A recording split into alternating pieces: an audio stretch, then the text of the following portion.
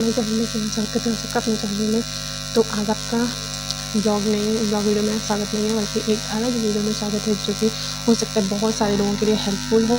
और मैं आज शेयर करने वाली हूँ अपनी सीटेट जर्नी में, कैसे मैंने क्वालिफाई की सीटेट। तो बहुत लोगों को मतलब ये होता है कि सीटेट बहुत हार्ड है, लेकिन मैं ये कहना चाहती हूँ कि अगर आप थोड़ी भी यहाँ से समझ रखते हो ना, आपके लिए सीटेट सबसे ईजी है। क्योंकि यूपी टेट कहीं ना कहीं आपको जैसे रटने वाले जो लोग होते हैं उनके लिए ईजी होती है, क्योंकि वहाँ बहुत सारी चीज़ें पढ़ना होता है और आपको रटना कंपलसरी कहीं ना कहीं होता है। समझने वाली चीज़ें वहाँ भी होती है, मैं ये नहीं कह रही वहाँ समझने वाली चीज़ें नहीं होती, बट कहीं ना कहीं उसमें रटना बहुत ज़्यादा होता है। और सीटेट में बस आपकी अगर समझ अच्छी है ना, तो आप सीटेट आसानी से क्वालिफाई कर सकते हो। और सीटेट क्वालिफाई करने की बहुत ही लॉजिक जो है बहुत ही ईजी है। बस क्या होता है ना कि आप समझ नहीं पाते हो उसको। जब मैंने पहली बार सीटेट का एग्ज़ाम दिया था तो उस टाइम में अपीयरिंग में थी, मेरा लास्ट सेमेस्टर था, और उसी एक महीने में सीटेट का एग्ज़ाम था, उसी एक महीने में यूपी टेट का भी एग्ज़ाम था, और उसी महीने में मेरा लास्ट सेमेस्टर का भी एग्ज़ाम था। तो लास्ट सेमेस्टर के जो मेरे एग्ज़ाम थे उसके कुछ ही दिन बाद सीटेट का एग्ज़ाम था। तो मैंने लास्ट सेमेस्टर को मतलब मैंने सीटेट का पढ़ा था, तो लास्ट सेमेस्टर का मैंने बहुत ज़्यादा नहीं पढ़ा था। हाँ, सीरीज़ जो आती है उससे पढ़ लिया था, बट उसके बहुत पहले से मैं सीटेट की प्रिपरेशन कर रही थी। तो मैंने पहली बार बैच परचेज किया था चंदा इंस्टीट्यूट का, क्योंकि उस टाइम मुझे सबसे सही बैच उसी का लगता था। जब मैंने चंदा इंस्टीट्यूट का बैच परचेज़ किया था, हालांकि उसी महीने में मेरे घर पे शादी भी थी, तो मुझे शादी में भी बहुत सारे अकेले होने के, तो बहुत सारे काम थे, तो मैं बहुत फ्री नहीं हो पाती थी, और घर में रंगाई पुताई वगैरह बहुत सारे काम चल रहे थे, तो मुझे टाइम बहुत कम मिलता था। लेकिन मैं जो भी मेरे दोपहर का टाइम होता था, मैं बैच जो ली थी तो उससे मैं पढ़ती थी। तो मैंने सबसे मेन फोकस जो किया था उस बार CDP में। तो CDP मेरे लिए बहुत नई थी, और एक हाउस वाइफ होने के नाते और मेरा स्कूल दूर होने की वजह से मैंने कभी भी अपनी BTC में डेली क्लास नहीं किया था, कभी कभार जाती थी। इसकी वजह से मुझे बहुत ज़्यादा पता नहीं था CDP का। बस एग्ज़ाम आता था तो जो मैं फ़ोन वगैरह से जो टॉपिक्स होते थे सीरीज़ में देख के वही बस थोड़ा बहुत पढ़ी रहती थी, और मेरा एग्ज़ाम क्लियर हो जाता था। क्योंकि मेरे मैथ वगैरह साइंस का स्टूडेंट होने की वजह से इतने मतलब ठीक ठाक थे कि हाँ, एग्ज़ाम मेरा कभी भी बैक नहीं लगा, एग्ज़ाम मेरा क्लियर हो जाता था। लेकिन अगर मैं सच बताऊँ तो मैं बिल्कुल भी सीरियसली पढ़ाई अपने सेमेस्टर्स में नहीं की हूँ। मेरी पहली सीरियस पढ़ाई स्टार्ट हुई जब मैंने पहला सीटेट का एग्ज़ाम डाला। तो मैं सेमेस्टर के लिए उतनी मेहनत से नहीं पढ़ा था मैंने, हाँ, लेकिन सीटेट के लिए मैं हर दोपहर में कम से कम 3 से 4 घंटे निकाल के पढ़ती थी। पर फर्स्ट टाइम था, तो एक होता है ना कि आप कभी किसी चीज़ को कहते हैं ना रिवीजन जो होता है मेक मैन परफेक्ट, वो चीज़ों को अच्छा बनाता है। वो मेरे लिए पहली बार था, और कहीं ना कहीं मैं बस फ्लो में हर चीज़ों को पढ़ते जा रही थी, रिवीजन बिल्कुल नहीं किया था मैंने। और जब मैंने फर्स्ट बार एग्ज़ाम दिया था तो मेरी जनरल कैटेगरी होने के नाते 82 मार्क्स आए थे, और 86 मार्क्स आए थे, जिसमें 4 मार्क्स की वजह से मैंने क्वालिफाई नहीं किया था। तो उसकी वजह से मेरा फर्स्ट बार में रुक गया था। और मेरा एग्ज़ाम जो था वो मेरे देवर की शादी थी, तो उनके तिलक के अगले दिन ही मेरा एग्ज़ाम था। तो इसकी वजह से मैं बिल्कुल भी मैंने मतलब मैं ये कह सकती हूँ कि इस बार मैंने बस पढ़ाई की थी, मैंने बिल्कुल भी प्रैक्टिस नहीं की थी। और मेरे एग्ज़ाम के मुझे लगता है 10 दिन पहले से मेरी पढ़ाई लगभग पूरी बंद हो गई थी, क्योंकि सब लोग आ गए थे घर में, और बहुत सारे काम होने की वजह से मैं 12 बजे खाली ही होती थी रात में, और सुबह में जल्दी ही उठना पड़ता था सबके उठने से पहले।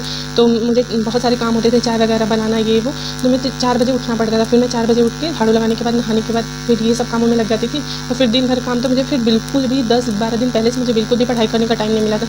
और वो मेन जो टाइम होता है ना, वो आपकी प्रैक्टिस का टाइम होता है, तो इस वजह से मुझे बिल्कुल भी टाइम नहीं मिला था। तो बहुत सारे हाउस वाइफ ऐसे हैं जो करना चाहते हैं, या फिर एक आप गर्ल भी हो, नहीं हाउस वाइफ हो, फिर भी सबके लिए ये चीज़ है कि आप पढ़ो कम पर प्रैक्टिस ज़्यादा करो। और सीटेट बहुत ईजी है गाइस, बहुत ईजी है। इसमें बस आपको CDP पे कमांड होना चाहिए। आपको CDP पे कमांड है ना, आप 90 मार्क्स आराम से ला सकते हो।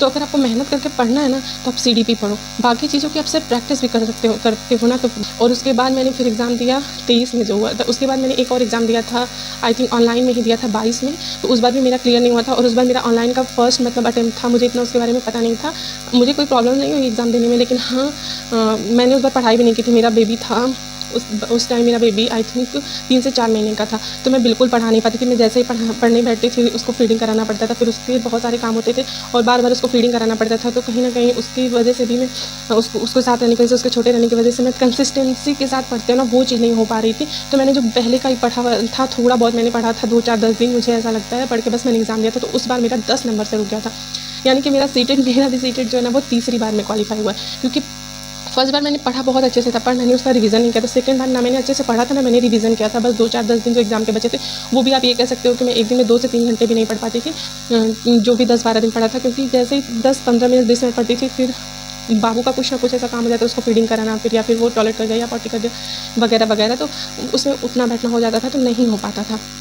तो इसकी वजह से उस बार मेरा 10 नंबर का रुका। लेकिन जब मैंने 2023 का एग्ज़ाम दिया था, मैंने पढ़ा कम, रिवीजन बहुत ज़्यादा किया था। तो मैंने एमए का भी फॉर्म डाला था, मेरा एमए का भी एग्ज़ाम था। तो मैंने 20 दिन पहले अच्छे से, एक बार पहले मेरी नोट्स बहुत सारी बनाई थी, बस मैं इंदौर गई थी अपने हस्बैंड के यहाँ, तो मेरी नोट्स वहाँ छूट गई थी, फिर वहाँ से आ नहीं पाई। तो एक मेंटली बहुत प्रेशर होता है ना, मैंने नोट्स नहीं बनाए तो मैं रिवीजन क्या करूँ, मैं पढ़ूँ क्या, ये वगैरह वगैरह। आपको नोट्स वगैरह बनाने की कुछ भी ज़रूरत नहीं है गाइस, बस आप सीडीपी की प्रॉपर नोट्स बनाओ, सीडीपी को बहुत अच्छे से पढ़ो। और अगर आपके सीडीपी के टीचर अच्छे हैं ना, आप जहाँ से भी पढ़ रहे हो, आप सीटेट बहुत इजीली क्वालीफाई कर सकते हो, क्योंकि हर सब्जेक्ट में आपके 15 नंबर के पेडागोजीज हैं। तो आप अगर सीडीपी क्लियर है ना, आपको बच्चे के प्रति आपके नज़रिए क्या होनी चाहिए, क्या नहीं होना चाहिए, बच्चे के स्कूल में कैसे हैंडल करना है, वो कोई प्रॉब्लम कर रहा है तो क्या करना, अगर ये चीज़ें आपके क्लियर है ना, आप आराम से सीटेट क्वालीफाई कर सकते हो। रह गया मैथ, जिसका बहुत वीक है ना, उसको थोड़ा सा मैथ पे मेहनत करनी चाहिए। अगर वीक नहीं है तो बहुत नॉर्मल मैथ आती है, आप उसको बस प्रैक्टिस करोगे ना, ऑनलाइन प्रैक्टिस करो आप। ऑनलाइन प्रैक्टिस में क्या फ़ायदा होता है, ऑनलाइन प्रैक्टिस करने से जो होता है वो आपका एक क्वेश्चन होगा, 4 ऑप्शन होंगे, और अगर अच्छे टीचर ना वो 4 ऑप्शन को इतनी अच्छे से बताते हैं कि आपके 4-5 क्वेश्चन तैयार होते हैं। आप कह लो अच्छे से वो डीप बताने लगे ना, आपके 10 क्वेश्चन तैयार होते हैं क्वेश्चन से, तो कम टाइम में बहुत ज़्यादा पढ़ सकते हो। और मैंने पहली बार जब चंद्रा से पढ़ा था, मुझे चंद्रा का एबीएस और सीडीपी दोनों बहुत अच्छा लगता है। मैं रियल अपना मतलब बता रही हूँ। बहुत लोगों ने मतलब मुझे बोला कि आप सचिन सर का ले लो, वो भी बहुत अच्छा पढ़ाते हैं, बट मुझे उनका जैसे कि होता है ना, वो समझाते मुझे वो समझ में नहीं आता, वो थोड़ी इंग्लिश हिंदी मैच करते हैं ना। आप या तो प्रॉपर इंग्लिश में पढ़ो या तो प्रॉपर हिंदी में पढ़ो, तो आपको सही लगता है। मुझे क्या होता है ना, कन्फ्यूजन क्रिएट होती थी। और चंद्रा पे आप देखोगे ना, बहुत ही मतलब वो इतने अच्छे से पढ़ाते हैं। और मैंने फर्स्ट बार पढ़ा था ना, तो होता है ना, आप उनसे पढ़े हो तो उनका ज़्यादा समझ में आने लगता है आपको, जिस टीचर से आप पढ़े हो। तो मैंने इसलिए चंद्रा का पढ़ना स्टार्ट किया। और चंद्रा का मैंने कोर्स नहीं परचेज किया था, जिस बार मेरा क्लियर हुआ 2023 में, मैंने कोर्स नहीं परचेज किया था। मैंने सिर्फ और सिर्फ उनकी पुरानी जो प्रैक्टिस सेट्स थे, मुझे लगता है मैथ के आई थिंक 44 प्रैक्टिस सेट थे, और ईवीएस के भी आई थिंक ऐसे ही कुछ 33 या 35 थे, सीडीपी के भी ऐसे थे। तो मैंने सीडीपी को पहले जैसे कोहल वर्ग का उनका आप इजीली बिना बैच के क्रैक कर सकते हो गाइस, बहुत इजी है। आपको पैसे वेस्ट करने की ज़रूरत नहीं है। इतने ज़्यादा लोग अपने कोर्सेज़ को बेचने लगे ना, बच्चे ऑनलाइन के चक्कर में, लाइब्रेरी के चक्कर में, इतने ज़्यादा मतलब पैसे का वेस्टेज है। मैं सच बता रही हूँ, बिना कोई कोर्स लिए मैंने क्लियर किया है, और बहुत ईजी है, बहुत सारे मैटर पड़े हुए हैं, तो आप इजीली पढ़ सकते हो। तो मैंने मैथ के वो सारे प्लेलिस्ट सेव किए। पहले मैंने 1-2 दिन सिर्फ इसमें लगाया, मुझे पढ़ना क्या है, मेरा कंटेंट क्या है, ताकि मुझे रोज़ रोज़ ढूंढने में 2-4 घंटे बर्बाद ना हो। 2-3 दिन लगाया मैंने, एनालिसिस किया, सारी वीडियोज़ को सेव किए। मैथ के इतने वीडियोज़ हैं, ईवीएस के इतने वीडियोज़ हैं, इतने प्रैक्टिस सेट के वीडियोज़ हैं। और ईवीएस आप बिलीव करिए, आप चंद्रा से ईवीएस आप पढ़ के देखिए, इतनी बढ़िया, मतलब वो फ्री में जितना अच्छा वो डिटेल पढ़ा देते हैं। और उसके बाद एक 9 घंटे की मैराथन थी, मैंने उसके प्रॉपर पूरे नोट्स बनाए थे 9 घंटे के। तो मैं लाइब्रेरी में, आप सोचिए, मैं सुबह में मैं सुपर टेट की कोचिंग करने जाती थी, तो मेरे क्लियर नहीं थे, लेकिन मैंने फिर भी सुपर टेट का कोचिंग लिया था। क्योंकि मुझे ये था कि अगर वैकेंसी आ जाती है, मैं किसी से पीछे ना रह जाऊँ, क्योंकि मेरी बेबी होने की वजह से 1-1.5 साल मेरे बिल्कुल पढ़ाई से कट गए थे। और अब कभी भी वैकेंसी आने की ऐसा लगता था कि कभी भी आ सकती। तो मुझे ये था कि मुझे अब अगर वैकेंसी आती है तो मुझे इसमें क्लियर करना है, जबकि मेरी पढ़ाई आप कहीं ना कहीं अगर दूर होते हो, रेगुलर नहीं होते, आप बहुत पीछे हो जाते हो। मेरे साथ भी यही होता था। तो मैंने ये डिसाइड किया कि अगर मैं पढ़ रही हूँ तो सुपर टेट से भी कुछ मुझे हेल्प मिल जाएगा, मैथ वगैरह या फिर कुछ। तो मैं ये सोचती थी कि मैं सुपर टेट की कोचिंग करती रहती हूँ और बाकी अपना टाइम उसमें। तो समझ लीजिए जिस टाइम मेरा सीटेट का एग्जाम था ना, मैं उस टाइम बहुत कंज्यूम थी। तो अगर आपके पास इतने टाइम नहीं तो आपको परेशान होने की ज़रूरत नहीं। अगर आप एक हाउस वाइफ भी हो तब भी आपको परेशान होने की ज़रूरत नहीं। बस सीटेट के लिए आप 3 से 4 घंटे डेली निकाल लो तो बहुत अच्छा है। और अगर अभी तक आप बिल्कुल नहीं पढ़े हो ना, तो बस आप 8 से 10 घंटे निकाल लो।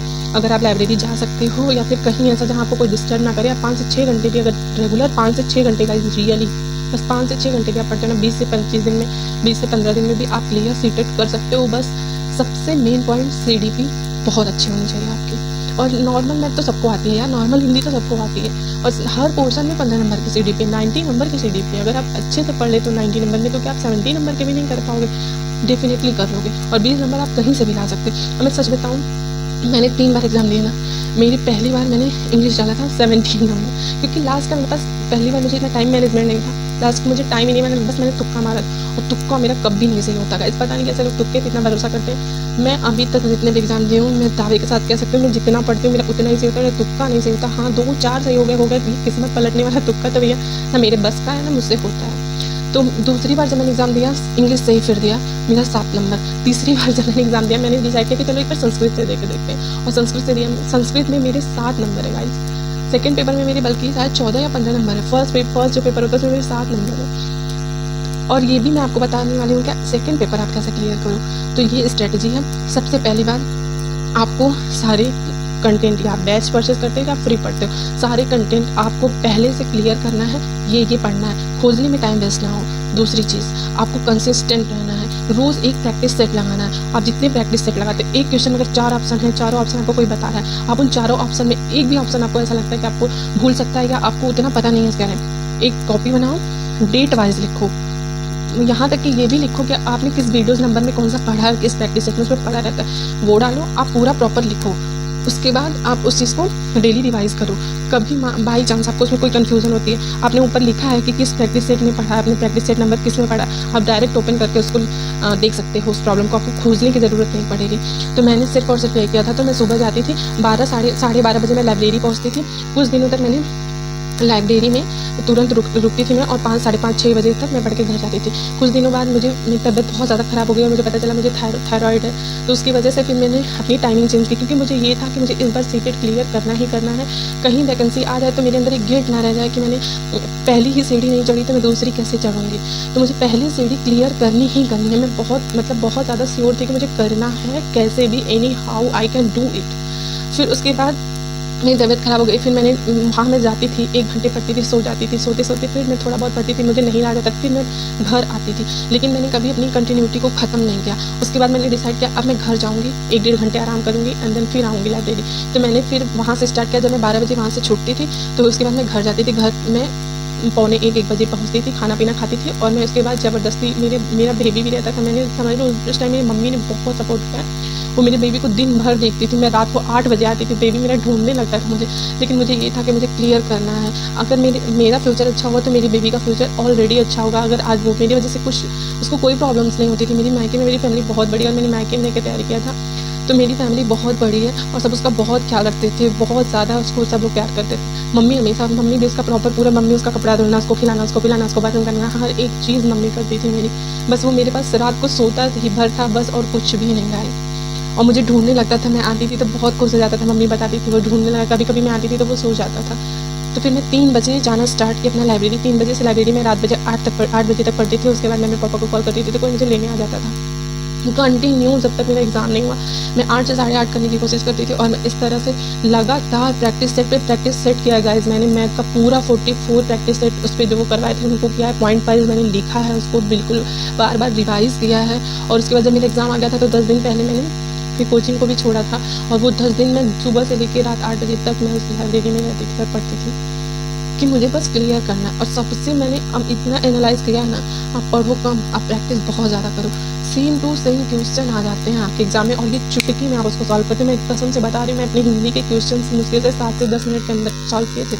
और मेरे सेकंड पेपर निकलने का भी वजह यही था, मेरी हिंदी, मेरी सीडीपी एंड मेरी जो क्या बोलते हैं साइंस, ये अच्छी थी। सेकंड पेपर के लिए मैंने बस थोड़ा-सा साइंस पे फोकस किया था, वो भी बहुत ज़्यादा नहीं।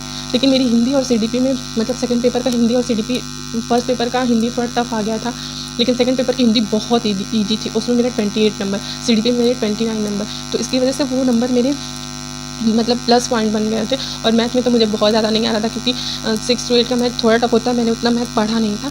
हाँ, बट कोचिंग सुपर थिटी करने की वजह से कुछ चीज़ें मुझे उसमें आ रही थी, तो कुछ नंबर मेरे मैथ के थे और बाकी साइंस के। और संस्कृत में भी लकीली उसमें मेरा तुक्के में भी 14 नंबर आ गया था। तो इस तरह से मेरा सेकंड पेपर क्लियर हो गया था। मैंने सेकंड पेपर के लिए बिल्कुल भी पढ़ाई नहीं किया था। अगर आप भी सेकंड पेपर क्लियर करना चाहते हो, तो आप सेकंड पेपर, अगर आपका फर्स्ट सेकंड पेपर दोनों है, तो आप सेकंड पेपर पे बहुत ज़्यादा फोकस मत करो, ये मेरी आपको राय है। आप बस इन चीज़ों को अच्छा कर लोगे ना, आप 10 चीज़ों को पढ़ने से अच्छा आप कुछ चीज़ों को इतना मजबूत बनाओ कि वो श्योर हो कि उसमें नंबर श्योर है। हो सकता है आपकी किस्मत अच्छी है, कुछ तुक्के उसमें भी आपके काम आ सकते हैं, आपका क्लियर हो सकता है। जितना मैं अपने एक्सपीरियंस से जानती हूँ वो मैं आपको शेयर कर रही हूँ। और उसके बाद मैंने मैथ का बस प्रैक्टिस किया था, ईवीएस का मैंने बस प्रैक्टिस किया था, और वो 9 घंटे की मैराथन क्लास जो है वो मैंने देखी थी। सीडीपी का कोहलबर्ग, पियाजे, वाइगोस्की, आप जब जाओगे तो वहाँ पे प्रॉपर वीडियोस पड़ी हुई हैं। जैसे कि आपको वाइगोस्की पढ़ना है तो सेपरेट वाइगोस्की का वीडियो है। तो वीडियो के बाद आपको सेपरेट प्रैक्टिस सेट भी मिलेगा। जैसे कोहलबर्ग का अलग प्रैक्टिस सेट है, 30-35 क्वेश्चन उसमें, वाइगोस्की के अलग प्रैक्टिस सेट हैं, 30-35 क्वेश्चन उसमें। तो वो आपको कहीं ना कहीं क्लियर करते हैं कि हाँ, आपको क्वेश्चन किस टाइप से पूछे जाएंगे और उनके आंसर क्या है। और आप ज़्यादा से ज़्यादा प्रैक्टिस करोगे ना, believe me, same to same as it is questions आ जाते हैं एग्जाम में, और आपके टाइम ये चुटकी में बचते हैं, जो आप मैथ में यूज़ कर सकते हो या फिर अदर चीज़ों में यूज़ कर सकते हो, जो आपको थिंक करना है, जो आपने अच्छे से पढ़ा नहीं है और आपको याद नहीं आ रहा है कि अच्छा इसमें क्या हो सकता है। तो आप अपने टाइम को मैनेज करिए। अभी आपके पास 2 दिन है, अगर आप इन चीज़ों को क्लियर करना चाहते हो, प्रैक्टिस करो। पढ़ा तो आपने ज़रूर थोड़ा बहुत होगा, तो अब बस आपको जैसे कॉल वर्क का सेपरेट प्रैक्टिस सेट है वो करो। अब आप ढूँढने की कोशिश मत करना, अगर आपने कहीं से पढ़ा है, बस उन क्वेश्चन को क्लियर करो। हाँ, किस टाइप से पूछे जा रहे हैं, क्या है, और बस रिवीज़न करो, क्योंकि अब तो बस 2 दिन बचे हैं, तो आप बस रिवीज़न कर सकते हो। 2 दिन में बस रिवीज़न करो, चिल करो और एग्ज़ाम देने जाओ। ऑल द बेस्ट आप सबको। और अगर वीडियो हेल्पफुल हो तो प्लीज़ वीडियो को लाइक करें, चैनल को सब्सक्राइब करें। और अगर आपको इसके बारे में डिटेल में कुछ और जानना है कि मैंने कैसे नोट्स वगैरह बनाए थे, तो आप नीचे कमेंट करना, मैं ज़रूर उस पे एक वीडियो बनाऊँगी। और अगर वीडियो अच्छी लगे तो प्लीज़ वीडियो को लाइक करें, चैनल को सब्सक्राइब करते हैं। मिलते हैं आपसे नेक्स्ट वीडियो में, तब तक के लिए bye bye. Take care all of you. अपना ध्यान दीजिएगा। All the best to all of you. जो भी ये वीडियोज़ देखता है और सिट एग्ज़ाम देने जाता है, तो सबको ऑल द बेस्ट।